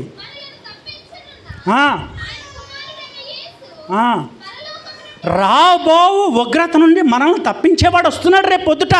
ఆయన వచ్చి సంఘాన్ని లేపకపోతే, ఆయన సంఘాన్ని కొనిపోబడకపోతే ఇక్కడ తర్వాత 7 సంవత్సరాల శ్రమల కాలం ఉంటుంది. ఆ 7 సంవత్సరాల్లో 3.5 సంవత్సరాలు మామూలు శ్రమలు ఉంటాయి, మిగతా 3.5 సంవత్సరాలు మహాశ్రమలు ఉంటాయి. ఆ మహాశ్రమల కాలంలో మోషే, ఏలియా వస్తారు. వచ్చి రాత్రి దైవజనులు చెప్పినట్టుగా ఎవరైతే జననాంగం ఉన్నారు, ఎవరాళ్ళు రాత్రి విన్నదేంటి మీరు? ఇందాక కూడా చెప్పా, శేషిత జననాంగం ఉంటారు. ఒక గొప్ప విషయం చెప్తా, రాసుకోండి. ఇప్పటికీ కూడా ఇజ్రాయేలీయులు యేసుక్రీస్తు ప్రభువును తమ సొంత రక్షకుడిగా అంగీకరించలేకపోతున్నారు. కారణం ఏంటి? ఇంకా మెస్సయ్య వస్తాడట, ఇంకా మెస్సయ్య కోసం చూస్తున్నారు, ఇంకా యెహోవానే ఆరాధిస్తూ ఉన్నారు. వాళ్ళకి ఆ ప్రత్యక్షత రాలేదు, ఆ ప్రత్యక్షత ఇంకా పొందుకోలేకపోయారు. ఎందుకు అంటే బుద్ధిగల కన్యకలు, బుద్ధి లేని కన్యకల్లో ఆ రెండో భాగం 5 కన్యకలు విడవబడుతున్నారు కదా. ఆ 5 కన్యకలు ఎవరు అంటే ఇజ్రాయేలీలు. ఈ యొక్క కృప వల్ల వచ్చినటువంటి రక్షణను మనం అందిపుచ్చుకున్నాము, కానీ కృపలో వచ్చిన ఈ రక్షణ వాళ్ళు పొందుకోలేకపోయారు. కాబట్టి అందుకే అక్కడ మీరు వెళ్ళి కొనుక్కోండి దేన్ని, నూనెను, అంతేనా? మీరు వెళ్ళి కొనుక్కోండి అంటున్నాడు. అంటే ఉచితంగా వచ్చిన ఈ కృప వల్ల వచ్చిన ఈ రక్షణ వారు పొందుకోలేకపోయారు కాబట్టి రేపొద్దుట వాళ్ళు మూల్యం చెల్లించుకొని ఈ రక్షణ కొనుక్కోవాల్సిన పరిస్థితి వస్తుంది వాళ్ళకి. ఎందుకు అంటే ఇజ్రాయేలీలకి ఇంకా యేసుక్రీస్తే దేవుడు, యేసుక్రీస్తే రక్షకుడు అనేటటువంటి అనుభవ జ్ఞానం రాలా, అనేటటువంటి ప్రత్యక్షతలోనికి వాళ్ళు ఇంకా రాలా. కాబట్టి ఇంకా శ్రమల పాలవుతూ ఉన్నారు వాళ్ళు. ఈ రెండవ భాగం అంటే 7 సంవత్సరాల శ్రమల కాలంలో, ఆ రెండవ 3.5 సంవత్సరాల కాలంలో ఆ ఇజ్రాయేలీలకు మరొక సువార్త ఉంది. దేవునికి మహిమ కలుగును గాక. ఏలియా, మోషే ఎవరు? పాత నిబంధన గ్రంథంలో యూదులకి వాక్యం చెప్పిన వాళ్ళు, యూదుల యొక్క దైవజనులు, ప్రవక్తల వాళ్ళు. కొత్త నిబంధన గ్రంథంలో పౌలు చెప్పాడు, కానీ నమ్మట్లా. పౌలుని తలకాయ తీసేశారు. తీయండి, గలతీ పత్రిక 3వ అధ్యాయం, చాలా ఇంపార్టెంట్ ఇది, నోట్ చేసుకుని. ఇంకా ఎన్ని సంఘాలు ఉన్నాయో అందరికి చెప్పండి. ఇవి 3:16. ఎందుకంటే చెప్తా, పౌలు ఈ లేఖనం ఎలా రాశాడో చెప్పనా? ఆయన 3వ ఆకాశానికి కొనుపోబడ్డాడు. ఇటు చూడండి, పౌలు 3వ ఆకాశానికి కొనుపోబడ్డాడు. ఆ 3వ ఆకాశానికి కొనుపోబడినప్పుడు సాక్షాత్తు యేసుక్రీస్తు ప్రభుల వారే కొన్ని ప్రత్యక్షలు ఇచ్చారు పౌలు గారికి. ఇస్తే ఆ ప్రత్యక్షతలు పొందుకున్న తర్వాత వచ్చి రాసిన పత్రిక ఈ గలతీ పత్రిక. ఈ గలతీ 3:16 చదువునానా? అబ్రహామునకు అతడి సంతానములకు వాగ్దానములు చేయబడెను. గద్దుగో అక్కడ ఉంది మ్యాటర్. ఇప్పటికి అర్థం కాలే యూదులకి, ఇది మనకిచ్చాడు ఆ ప్రత్యక్షతని. దేవునికి మహిమ కలుగునుగాక. వాగ్దానములు చేశాడు. నీ సంతానములకు అని చెప్పక ఒక్కని గూర్చి అన్నట్టుగా నీ సంతానమునకు అన్నాడు దేవుడు. ఆ సంతానము క్రీస్తే. దేవునికి మహిమ కలుగునుగాక. యూదులు ఏ మెస్సయ్యను గూర్చి చూస్తున్నారో, యూదులు యేసుక్రీస్తు ప్రభువే వాళ్ళ రక్షకుడని తెలియక, ఈ యొక్క ప్రత్యక్షత యూదులకు లేక, ఇజ్రాయేలీయులకు లేక ఇంకా చూస్తూ ఉన్నారు. ఆ సంతానం ఎవరట? క్రీస్తే. డిక్లేర్ చేశాడు పౌలు ఇక్కడ. యూదులు ఎవరి కోసమైతే ఎదురు చూస్తూ ఉన్నారో, అబ్రహాముకు దేవుడు వాగ్దానం ఇచ్చినటువంటి ఆ ఏకైక సంతానము ఎవరు? సంతానములు అల్లా, సంతానము అన్నాడు. ఆ సంతానం అంటే యేసుక్రీస్తే. యేసుక్రీస్తు ప్రభు ద్వారానే ఈ యొక్క భూమి మీద ఉన్న సమస్త మానవాళి రక్షించబడుతుంది. అదే ఆ ప్రవచనము. యేసుక్రీస్తు ప్రభులోనే ఈ యొక్క మానవాళికి రక్షణ కలుగుతుంది. అదే ఆ ప్రవచనము. అది వాళ్ళకి అర్థం కాల. ఇప్పటికీ వాళ్ళకి ఆ ప్రత్యక్షత రాలా. అందుకే ఏం చేస్తున్నారు? ఇప్పటికీ యుద్ధాలు చేస్తూ ఉన్నారు. ఇప్పుడు ఆ రెండో శ్రమల కాలం ఉందా 3.5 సంవత్సరాలు 7లో. ఆ 3.5 సంవత్సరాల్లో దేవుడు మళ్ళీ వాళ్ళని కొత్త నిబంధన గ్రంథంలో ఉన్న ప్రవక్తలు, అపోస్తలు చెప్తే నమ్మలా కదా. మళ్ళీ వాళ్ళ దగ్గరికి ఎవరిని పంపిస్తున్నాడు? ఏలియా. వాళ్ళని నమ్ముతారుగా. వాళ్ళు ఎవరు ప్రవక్తలు? పాత నిబంధన గ్రంథంలో ఇజ్రాయేలు ప్రవక్తలు వాళ్ళు. అందుకే వాళ్ళు వచ్చి, ఓ బుద్ధి లేని ఇజ్రాయేలారా, ఇక నన్న బుద్ధి తెచ్చుకోండి. మీరు వెతుకుతున్నది ఎవరినో కాదు, ఇదిగో సాక్షాత్తు నజరేయుడు, మన సొంత రక్షకుడైన యేసుక్రీస్తు ప్రభువారే ఆ సంతానము. అబ్రహాముకు దేవుడు మాట్లాడినటువంటి ఆ సంతానమే యేసుక్రీస్తును ప్రకటించాక అప్పుడు ఆ యూదులు నమ్మి రక్షణలోనికి వస్తారు. ఇది రక్షణ ప్రణాళిక. దేవునికి మహిమ కలుగునుగాక. ఓకే, ఇంకా కంటిన్యూ చేయమ్మా. ఇంకొక కింద ఒక భాగం ఉంది.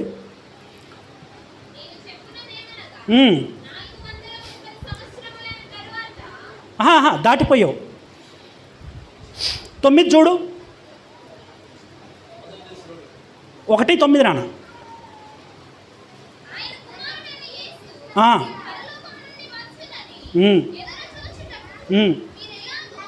మీరెలాగూ దేవుని వైపునకు, మీరు దేవుని వైపునకు ఎలాగ తిరిగితురో ఆ సంగతి వారే తెలియజేయుచున్నారు. ఎవరు వారు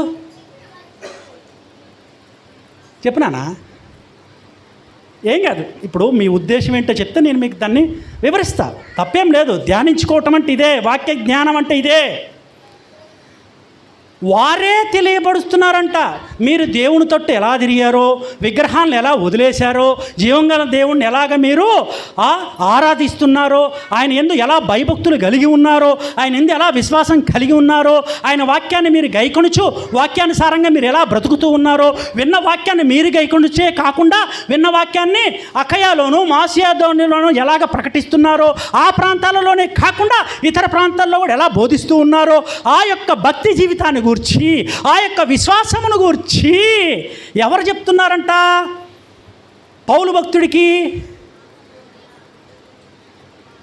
సంగేతరులు, సంఘం వెలుపటి వాళ్ళు అంటే అన్యజనులు చెప్తున్నారు వీళ్ళ భక్తిని గురించి. అన్యజనులు చెప్తున్నారు వీళ్ళ యొక్క విశ్వాసమును గురించి. అన్యజనులు చెప్తున్నారు వాళ్ళ దేవుడట యేసుక్రీస్తు ప్రభు అంట, వాళ్ళ దేవుడట రెండో రాకడలో వస్తాడంట, వాళ్ళ దేవుడు రాకడ కోసం వీళ్ళు ఎదురు చూస్తూ ఉన్నారు, వీళ్ళు నిరీక్షిస్తూ ఉన్నారు అనే సంగతి వీళ్ళు చెప్పట్లా. ఎవరు చెప్తున్నారు అంటే వాళ్ళ యొక్క భక్తి జీవితము ఎవరిని ప్రేరేపిస్తుంది, ఎంత ప్రభావితం చూపిస్తుంది అక్కడున్న ప్రజల మధ్య. దేవుడు సంఘాన్ని అన్ని జనుల మధ్య ఎందుకు పెట్టాడు? నిన్ను బట్టి నీ చుట్టుపక్కల వాళ్ళు మారాలి. నీ భక్తి జీవితాన్ని బట్టి, నీ విశ్వాసాన్ని బట్టి, నీ యొక్క ప్రార్థనా జీవితాన్ని బట్టి, నీ యొక్క పరిశుద్ధ జీవితాన్ని బట్టి, నీ చుట్టూ ఉన్న విగ్రహారాధన చేస్తున్న అన్యజనులు, జీవం లేని దాన్ని కొలుస్తున్నటువంటి ఆ అన్యజనులు జీవం కలిగిన దేవుని గూర్చియో, జీవం కలిగిన దేవుణ్ణి సేవిస్తున్న నిన్ను గూర్చియో, నీ భక్తిని గూర్చియో, నీ విశ్వాసమును గూర్చియో చెప్పుకోవాలి. మనకు మనం కాదు సాక్ష్యాలు. ఓకే, అటుకు విరుద్ధం కాదు, చర్చిల్లో చేరి మనకు మనం సాక్ష్యాలు కాదు. మన సాక్ష్యం ఎవరు చెప్పాలి? ఎవరు చెప్తున్నారు అక్కడ? మళ్ళీ చదువు నాన్న, నోట్ చేసుకొని ధ్యానించండి ఇంటికి వెళ్ళి. సంఘం ఎలా ఉండాలో, ఎలాగ తిరిగారో ఆ సంగతి వారే తెలియజేయదు. అంటే చుట్టుపక్కల ప్రజలు ఈ భద్రాచలంలో మనం చేసే భక్తిని గురించి ఈ చుట్టుపక్కల గ్రామాలు చెప్పుకుంటాయి. ఏమని? ఐపీసీ చర్చ్ సంఘం అనేది చాలా గొప్ప సంఘం. అది వాళ్ళు ఒక దేవుణ్ణి కలిగి ఉన్నారు, వాళ్ళు జీవం కలిగిన దేవుణ్ణి కలిగి ఉన్నారు, వాళ్ళ దేవుడి అందో భయభక్తులు కలిగి ఉన్నారు, వాళ్ళ దేవుడు వాక్యానుసారంగా జీవిస్తున్నారు.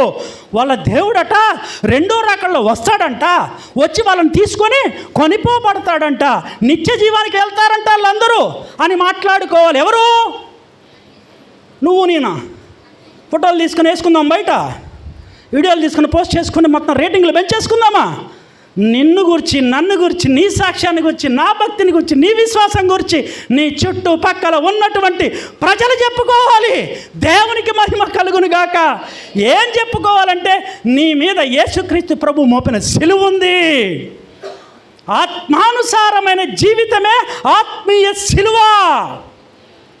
దైవికమైనటువంటి ఆ శ్రమానుభవమే సిలువ. మెల్ల వేసుకొని తిరిగేదా సంగమా? మెల్లో సిలువలు ఉంచుకోండి, తీయద్దు, కానీ ఆత్మలో సిలువను ధరించండి. పరిశుద్ధాత్మ ముద్రను పొందండి. దేని ముద్ర? పరిశుద్ధాత్మ దేవుడు మీ మీద ముద్ర వేయాలి. అప్పుడు ఆయన వచ్చి పాపమును గూర్చి, నీతిని గూర్చి, తీర్పును గూర్చి మిమ్మల్ని ఒప్పింపజేసి మిమ్మల్ని సర్వసత్యములోనికి నడిపిస్తాడు. అప్పుడు బట్టాల సిలువ ఒక్కొక్కడు. అప్పటిదాకా పట్టరు. అప్పటిదాకా ఏం పడతారు? క్రికెట్ బ్యాట్లు, సెల్ ఫోన్లు, డబ్బుల కట్టలు, బంగారము, వెండి, వజ్రము, వైడూర్యము, ఆస్తిపత్రాలు, ఇవే పట్టేది. సిలువ పట్టం మనం. ఆయన రావాలా? ఎవరు?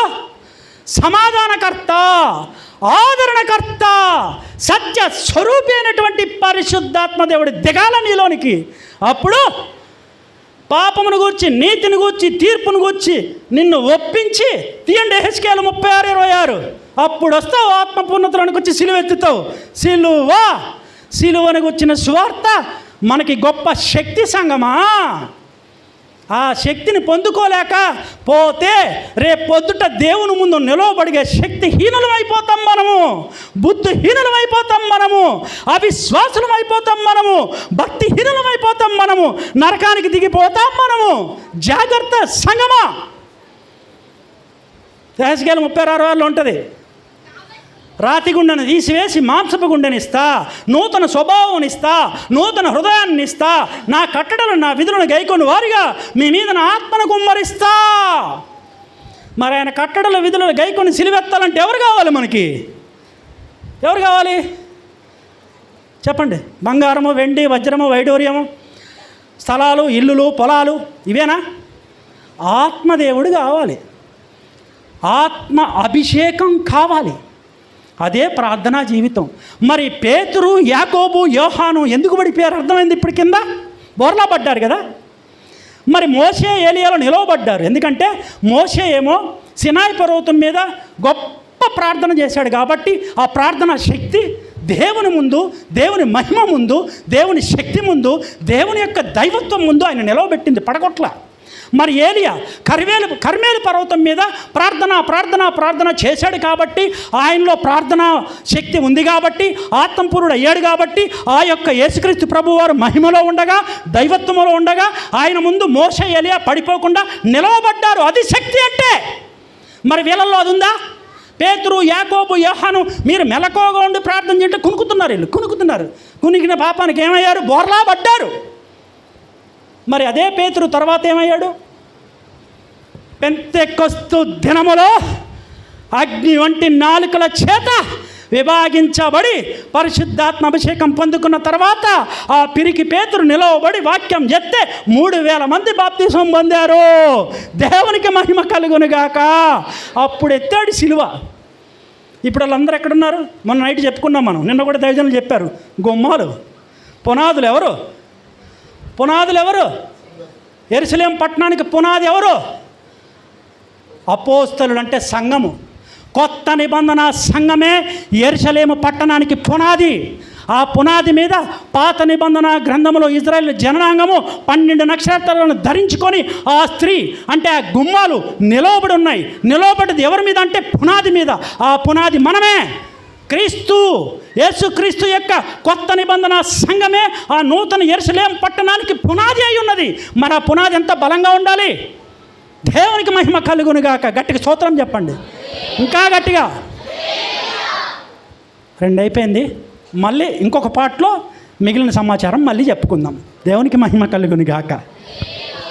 తలలో ఉంచుకోండి. పరిశుద్ధుడా, ప్రేమ కలిగిన తండ్రి, మీ బంగారు పాదాలకు వందనాలు, స్తోత్రములు, స్తుతులు కలుగునుగాక. అయ్యా, మీ కృప చొప్పున, మీ దయ చొప్పున ప్రభువా, మీ కనికిరాన్ని బట్టి ఈరోజు మాతో సూటిగా మాట్లాడారు ప్రభువా. అవునయ్యా, మేము మా సిలువెత్తుకొని మిమ్మల్ని వెంబడించడానికి అవసరమైన కృపను మాకు ఇవ్వమని ప్రార్థిస్తున్నాం యేసయ్య. ఈ సంఘము అయ్యా మీలో బలపడాలి, మీ ఆత్మ చేత నింపబడాలి, మీ వాక్యం చేత కట్టబడాలి. ఈ సంఘం తన సిలువ తాను ఎత్తుకొని మిమ్మల్ని వెంబడించి మీ ముందు నిలవబడి మీతో అయా పరలోకములో నిత్య జీవములో నివసించటానికి అవసరమైనటువంటి అట్టి శక్తిని, సామర్థ్యాన్ని, ధైర్యాన్ని, బలాన్ని, వివేకాన్ని, జ్ఞానాన్ని, పరలోక సంబంధమైన వాక్య జ్ఞానాన్ని, పరలోక సంబంధమైన అనుభవాన్ని, ఆత్మీయ అనుభవాన్ని యేసుక్రీస్తు నామములో మాకు దయచేయమని ప్రార్థిస్తున్నాం ప్రభువా. ఈ సంఘంలో ఎవరెవరు ఏ అక్కరతో వచ్చారో వారి యొక్క అయా హృదయాలను ఎరిగిన వాడవు ప్రభువా. వారి అక్కరలు, వారి కోరికలు, వారి యొక్క బాధలు, వారి యొక్క రోగాలు ఏవి ఉన్నా ఈరోజు ఇప్పుడే యేసు నామములో కొట్టివేయబడును గాక. శాంతి, సమాధానము, స్వస్థత, ఘనత ఈ యొక్క సంఘము మీద కుమ్మరించబడును గాక. సంఘమంతా ఆత్మ పూర్ణులుగా వర్ధిల్లుదురు గాక. సంఘం ఎత్తబడే సంఘములో అయ్యా చేర్చబడి మీ ఎదురు నిలవబడేటటువంటి శక్తిని యేసు నామములో పొందుకొనును గాక. సంఘం యొక్క సరిహద్దులను యేసు నామములో విశాలపరచండి. సంఘ కాపరిని జ్ఞాపకం చేసుకునండి. ఆ యొక్క కాపరి పరిచర్యను అయా విస్తరింపజేయండి, సరిహద్దులను విస్తరింపజేయండి ప్రభువా. మీ తలాంతులను బట్టి, మీ చిత్తాన్ని బట్టి అయా ఈ యొక్క సంఘాన్ని, సంఘ కాపరిని నడిపించండి. మరి బోధించిన నేను భ్రష్టున్నైపోకుండా మీ కృపలో, మీ వాక్యములో భద్రపరచండి. మీరెక్కడ నీడలో నా కుటుంబాన్ని, నన్ను భద్రపరచండి. అపవాది మా మీద దాడులు చేయకుండా, లోక సంబంధమైన విషయాలకు మేము లోబడకుండా ప్రార్థనా జీవితాన్ని, పరిశుద్ధ జీవితాన్ని, జయ జీవితాన్ని కలిగి మీలో బలపడి కృపను పొందుకునేటటువంటి అట్టి ధన్యతను దయచేయమని ప్రార్థిస్తున్నాం ప్రభువా. మహిమను, ఘనతను, ప్రభావమును మీకు ఆపాదించుకుంటూ క్రీస్తు నామములో ప్రార్థిస్తున్నాము తండ్రి. Amen. Thank you so much pastor గారు, ఓపికగా అన్నారు అందరూ. థ్యాంక్ యూ సో మచ్ సంగమా. దేవుని పరిశుద్ధ నామమునకు మహిమ కలుగును గాక.